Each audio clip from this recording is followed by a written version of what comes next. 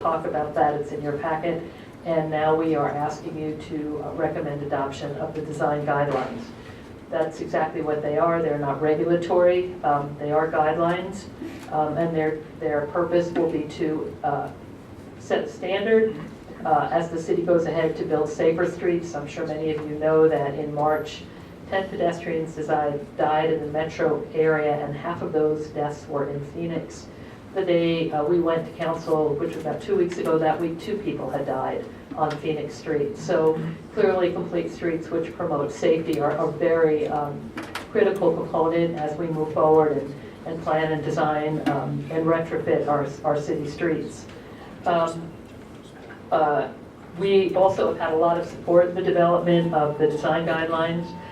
We've had, I think I mentioned this, over 50 meetings of our committee. We've had members of the health community, the development community. We spent a year working with them, looking at projects they identified to look at the impacts of complete streets. We pretty much found out they had very limited or no financial impact on projects. We had environmental community representatives from the city. We had police and fire, planning, the environmental departments, and obviously transportation. We had folks talking to us about lights. We had them talking to us about disabilities. The senior community also support us. And then we also just had citizens showing up. We're very, very pleased that staff has recognized the value for safety, for economic development, for community health, and for mobility for all that Complete Streets brings, and that they are supporting them. The design guidelines, we're really thrilled about that. It's been a long time coming, and we know that your time is limited, so if you have any questions, we'd be happy to answer them after the presentation. And again, I really appreciate your time. So I do have a question. In the packet, you have staff has reviewed them and have recommendations. Are we going to go through those recommendations now, or? Yes, Mr. Chair, if you and the commission are ready to do so, Chris Kowalski will go through those recommendations. Okay, I have some cards, so we're going to listen to them, 2 minutes each, then we'll go forward with the recommendations. In alphabetical order, we have Nikki Armstrong. In favor? Welcome.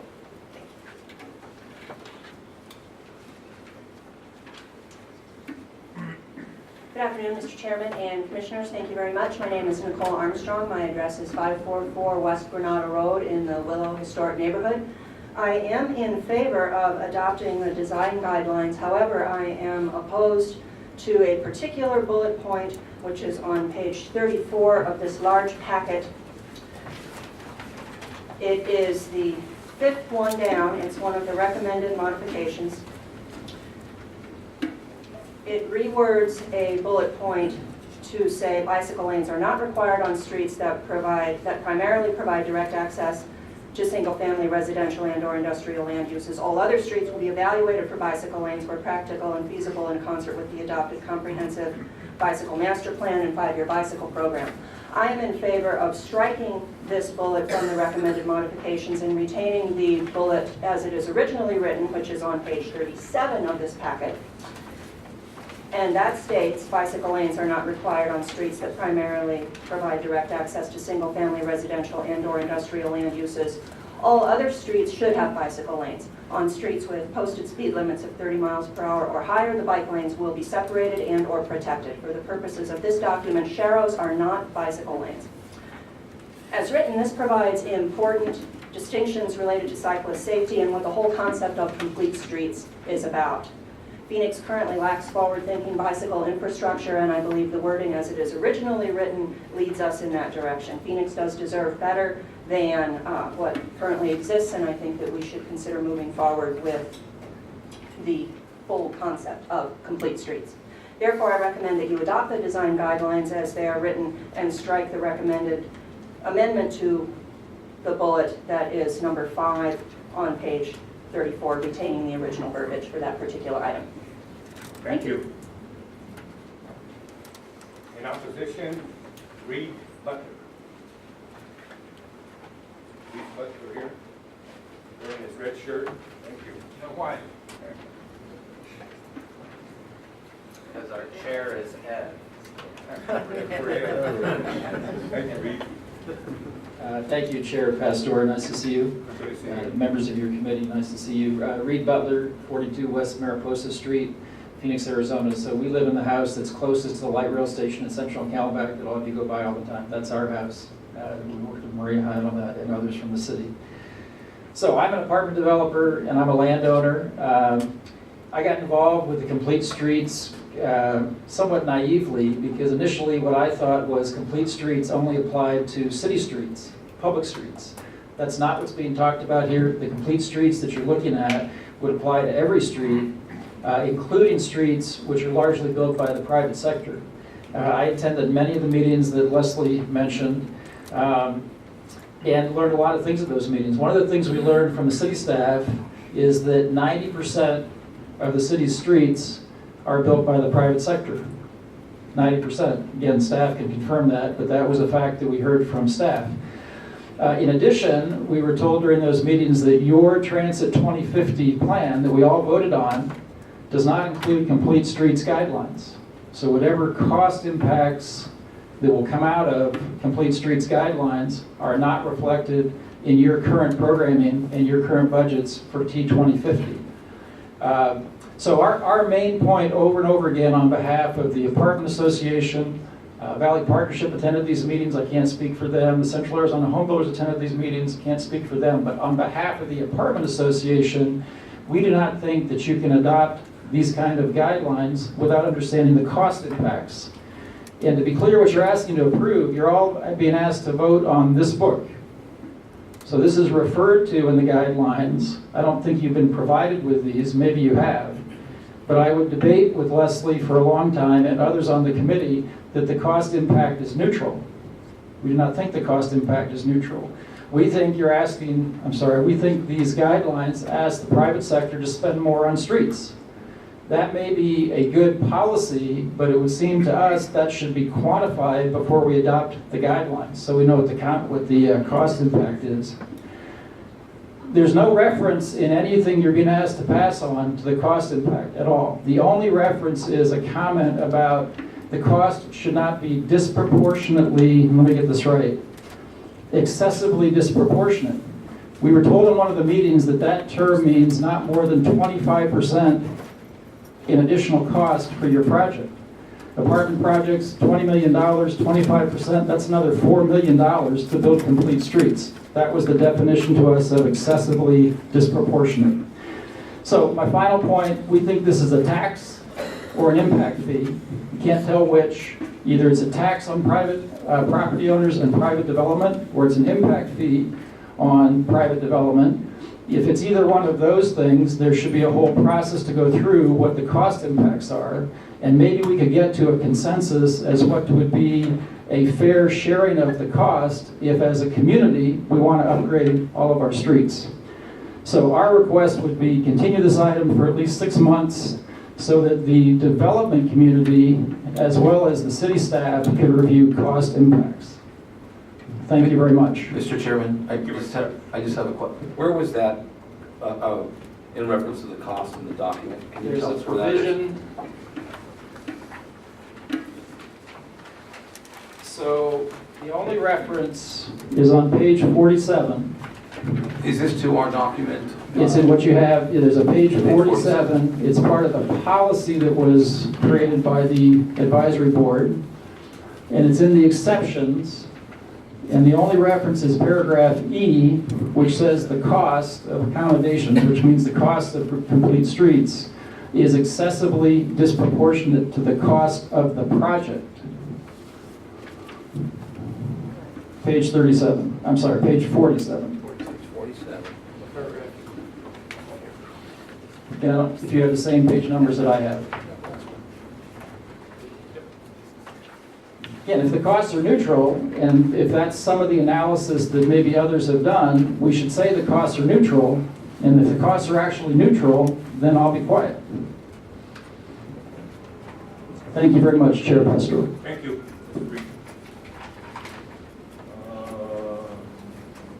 Next, let's see. In opposition, Alicia. Lyons, Alisa Lyons. Spanish, Alisa.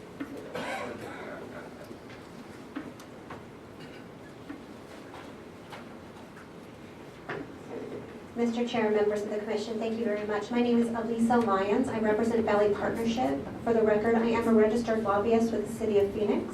So I've now declared, let's write it down to make sure that you know that you are all safe. I also, like Ms. Dornfeld, I would like very much to talk about process. We have a very different perspective on the way this process went. At the end of 2015, we were alerted by the city's streets staff that the Complete Streets Advisory Board was going to be working on guidelines, policies, and perhaps even code modifications regarding street design. Valley Partnership, as well as other partners mentioned earlier, came to the table and started attending the public meetings that were led by the Complete Streets Chair. We spent what we've calculated to be several hundred hours, in addition to the hours that the Complete Streets Board themselves had spent on this work. Once the work was completed in regards to the policy itself, it went through a process through the City of Phoenix just like this.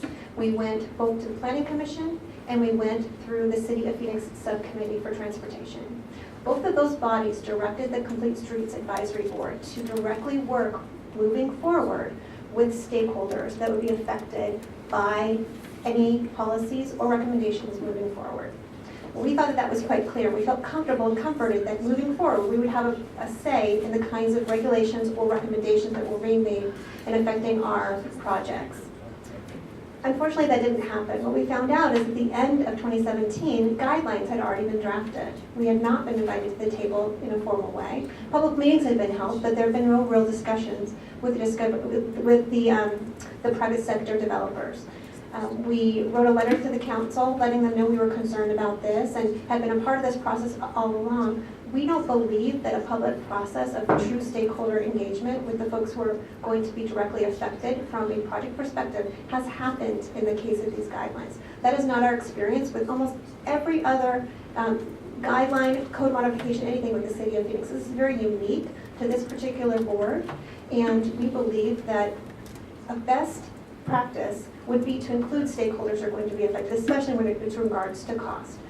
Our recommendation is that these Complete Streets guidelines be wrapped into the larger discussion that's happening about street design that is happening through the contract with Kimley Horn. The city has hired Kimley Horn to look at street design, across the board, and we think that this discussion should naturally be a part of that and not being worked through independently on its own through this commission. So we would very much like for the commission to recommend that this be part of a larger process so that we can all have a stakeholder process that we're comfortable with. Thank you.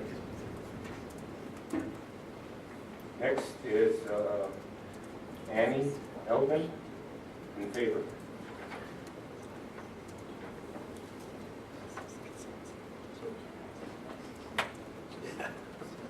Good afternoon. My name is Annie Eldon. I live at 2602 North Evergreen Street, 85006 area code. And I am a board member at large for Phoenix Spokespeople. We are a bicycle nonprofit here in downtown Phoenix to promote bicycle advocacy. I am in favor of adopting the Complete Streets guidelines. However, I do object to a change that the Streets Department would like to do. On page 37, under the topic Design for Context, they say that bicycle lanes are not required on streets that primarily provide direct access to single-family residential and/or industrial land uses. All other streets should have bicycle lanes. On streets with posted speed limits of 30 miles per hour or higher, the bike lanes will preferably be separated and/or protected for the purposes of this document. Sharrows are not bicycle lanes. And here is, Sharrows are those bicycles on like a car lane where it has a bicycle on the road and then an arrow in front of it. And usually it has green stripes, like along Fillmore. It means that cars and bikes get to share the road, hence the name Shepherds. So the Street Transportation Department would like to change this to say on page 34, bullet point 5, that bicycle lanes are not required on streets that primarily provide direct access to single-family residential and/or industrial land uses. All other streets will be evaluated for bicycle lanes where practical and feasible in concert with the adopted comprehensive bicycle master plan and 5-year bicycle program. So they wanted to change the last part of that. The City of Phoenix Transportation Department's mission is to provide for the safe, efficient, and convenient movement of people and goods within the City of Phoenix and support citywide infrastructure projects to improve the quality of life in Phoenix. If the wording is changed by the street department, they will be putting all those who drive, bike, walk, or in any other way are mobile along these streets in danger. Many studies have shown that streets are safer for all involved with narrower car lanes and more barriers between car lanes, bicycle lanes, and sidewalks. If the wording is changed, furthermore, the street department will end up causing the city and state higher expenses due to car accidents and the inevitable insurance, auto body, medical expenses, and deaths. Because automobile-related deaths do happen all too often. And while a certain amount can be pertained to human error, a good portion is due to street design. Does the street department really want to be held accountable for more deaths from automobile accidents? I hope not. Therefore, please maintain the current wording in the Complete Streets document and help save lives. Thank you. Mario, we have about an hour, a little less than an hour left. In your staff recommendations, you have 8 points, 8 dots. I have a Commissioner Miller's made some recommendations, I guess, on each one of those dots. Roy, am I correct? Yes, that's correct, Mr. Chairman. So are we ready to start on your points? So Yes. that we can have ample discussion?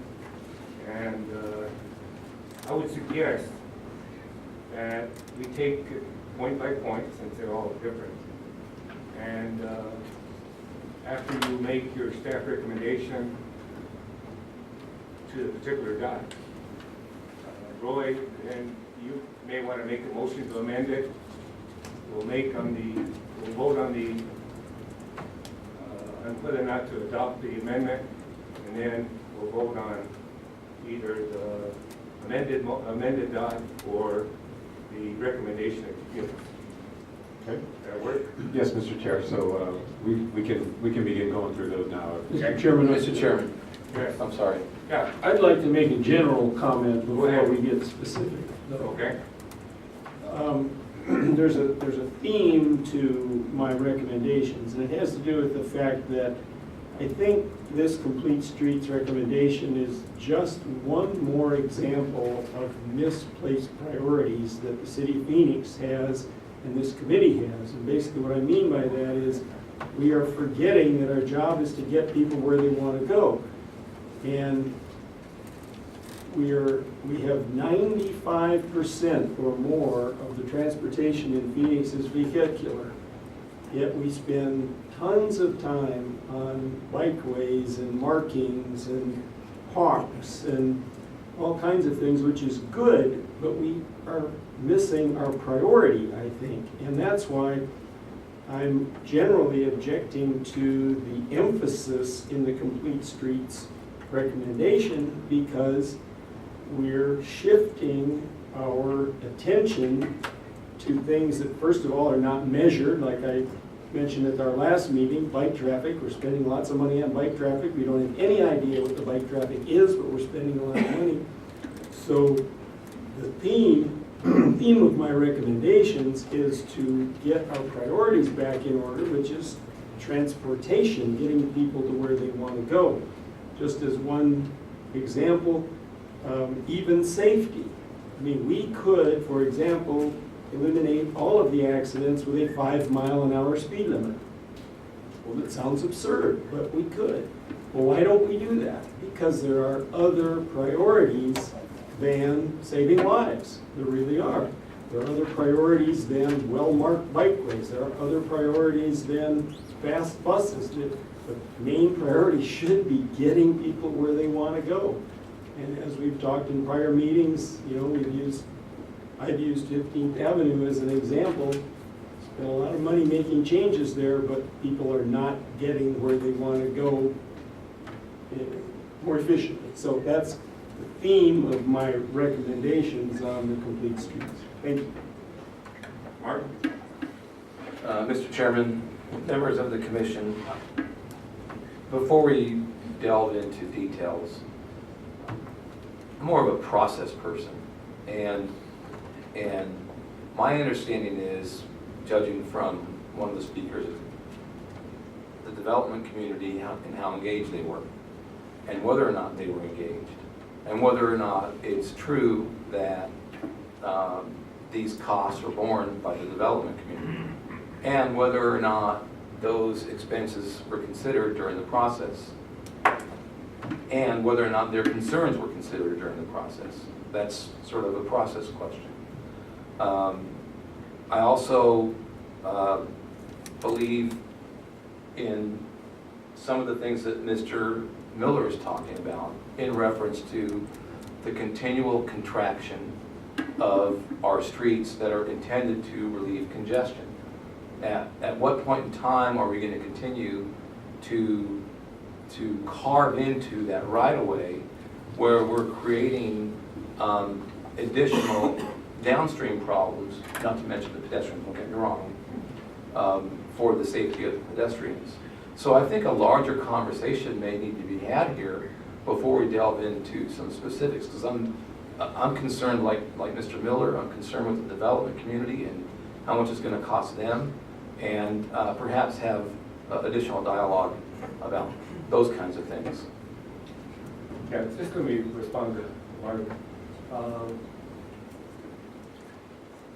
We can have a discussion in general, and I would think that discussion, because the charge, I guess, that we have is to make a recommendation from this commission to the next body, which is a subcommittee, transportation subcommittee.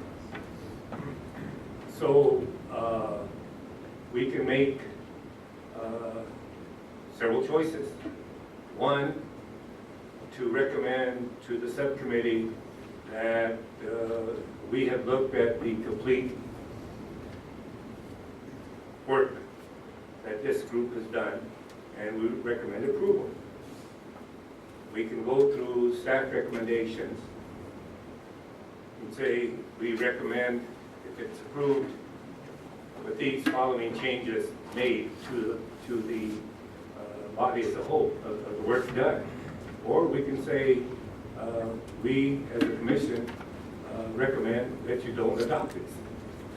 So those are three options to deal with the scope of work. Now the question is, I propose that we would start with the recommendations by staff, and then see which ones were adopted and which ones were not adopted. But if the commission wants to have a discussion of whether or not it's worth our time to go individually and just say, what recommendation do we want to give, I'll be happy to discuss it. Rick? Mr. Chairman, just to clarify a point, this is directed at Mario or Maria. My understanding is that the City Council is scheduled to vote on this, and they specifically heard a petition about this, I think it was last week, asking them to vote on this, and they actually sped up the process. They, the City Council, said, we are going to vote on this on X day, and they directed you to kind of come to us right now and get this process moving.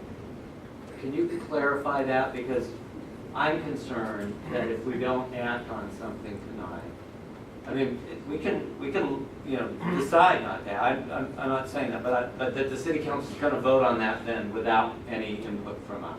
So can you describe what you've been directed to do? Yeah, yes, Mr. Chair, Commissioner Naimark. The city council, as you mentioned last week, had a petition before them to take an action on the Complete Streets Design Guidelines. What staff explained was that the guidelines were already scheduled to go through a process of review by this commission as well as the planning commission before they went to the Transportation and Infrastructure Subcommittee and back into the city council. So that was the process that had already been outlined.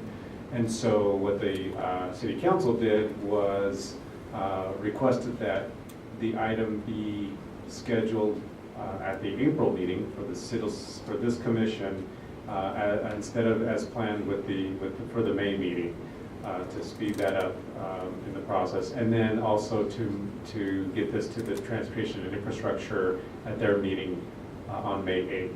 And that's the extent of what they approved. They didn't actually set any date beyond that. So just to follow through on that, if we decided either not to act tonight because we need more information or whatever, are they still going to hear this and make a decision on this? Or you know, or I guess we could recommend to them that they slow down, right? Correct. So whatever action the commission takes tonight or non-action would be reported to the subcommittee, and then the subcommittee would make a decision at that point what they're going to do. Okay, and then my last question is, were either Ms. Lyons or Mr. Butler or others connected with the concerns that they raised? Did any of those people speak at the council hearing on this matter to express these concerns about input or cost? Last week, no. Okay, thank you. Mr. Chair, Yeah, Sparky. I have a question. What's the direct tie-in of this to T2050 funds? The tie-in is that- In this commission? Well, can I respond? Yes, sir, sure. We will be building streets, we will be building bike lanes, we will be building overlaying streets, all that will be coming from this money. And so, in a sense, it's our decision whether or not it's a good idea to do the overlay or to do the bike lane or whatever. It's still our responsibility. So these are guidelines that are going to be affected our streets, our bikes, and all that. So we have direct input because we'll be allocating the money to follow these guidelines or not follow these guidelines or whatever. That's where I see our direct responsibility. Mr. Chairman, Yes. to that point, then wouldn't it be appropriate for us to have some sort of a fiscal analysis on the potential expense to this, either with the private sector or on the taxpayers? I mean, it would seem reasonable to me that on an issue that may not have been included technically in Proposition 104, that this received additional, actually more scrutiny than what would be a normal standard operating procedure that I see a bridge going over I-17.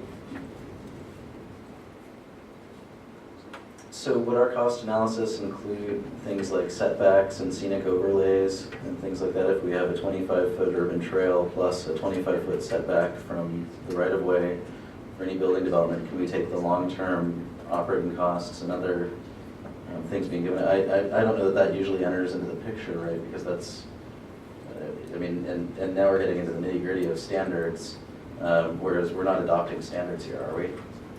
Or policies, guidelines. Yes, in my opinion. Yeah, guidelines. Well, yeah, we are. So I'm curious, how would we do that kind of analysis on such a broad scale and make uniform design standards that have expenses associated with them.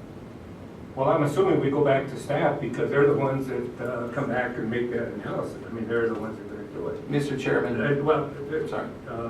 so to your question, I think they would have to go back and make some analysis. I mean, that's the body that you would look to. So would that usually happen with setting standards that would result from developing guidelines? Well, I think they set standards, and I imagine cost is one of the things that you look at in developing the standards that you use to build certain streets and certain ways. Am I correct or am I wrong? Typically, costs would, the cost factor would certainly come into play in discussion about standards. To the point, this is guidelines which are a little bit more overarching than the specific standards, but these guidelines certainly would be, if adopted, used to then set those standards, to shape how those standards are developed. That would set the tone. I mean, yeah, that would set.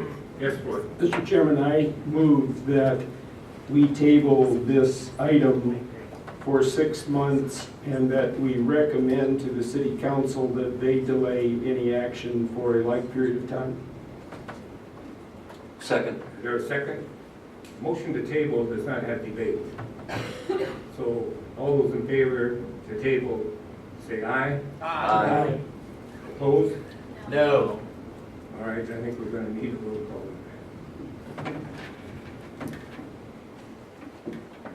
All right, motion to table, Commissioner Aldieri, Yes. Commissioner Brennan, No. Commissioner Glau, Yes.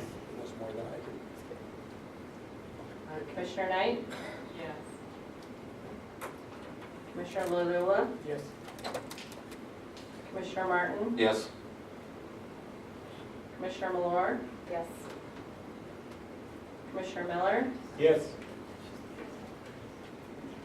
Vice Chair Naimark, No. Commissioner Pangrazio, No. Commissioner Smith, Yes. Commissioner Tempest. No. And Chair Pastor. All right.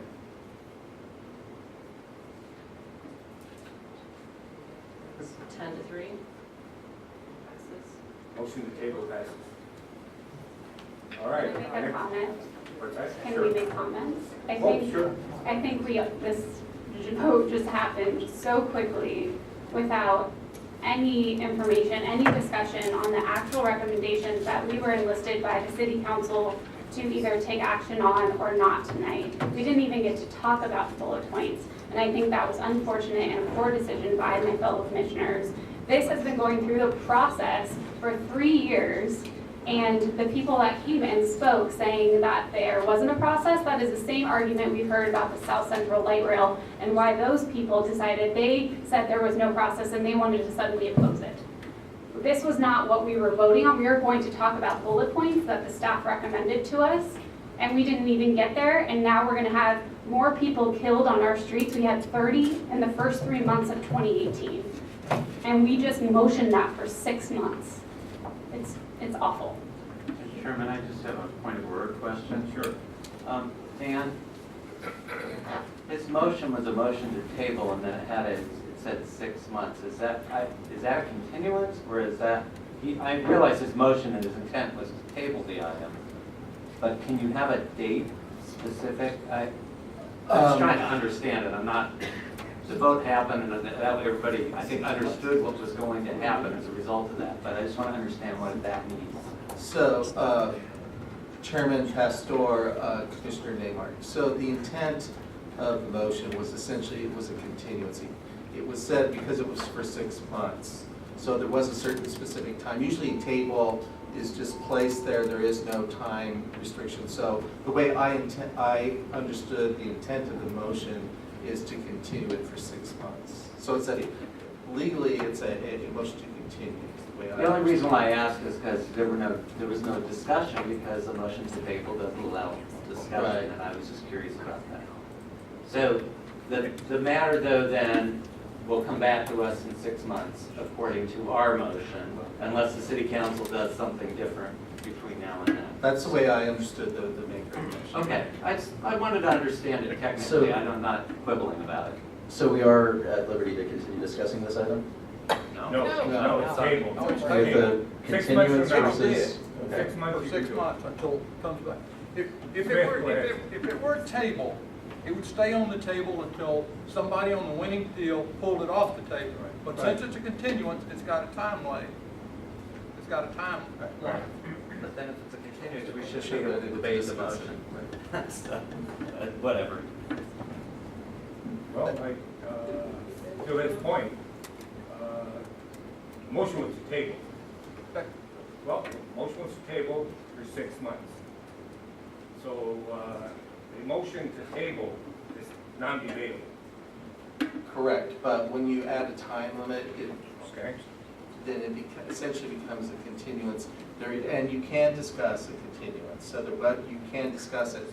However, at this point, the chair, you basically cut off discussion, and that is your prerogative. That is, the way I read this, that's your prerogative as the chair to do that. So here's how procedurally, if you wish to reconsider the motion to continue, you do a motion to reconsider, have discussion on the continuance, and you can certainly do that. That's appropriate. But it does need to be a member of the prevailing side. But it needs to be a member of the prevailing side, so it would have to be someone from one of the 10. I understood it to be a motion to table, and a motion to table is not debatable. So, I will, because I'm on the winning side, open it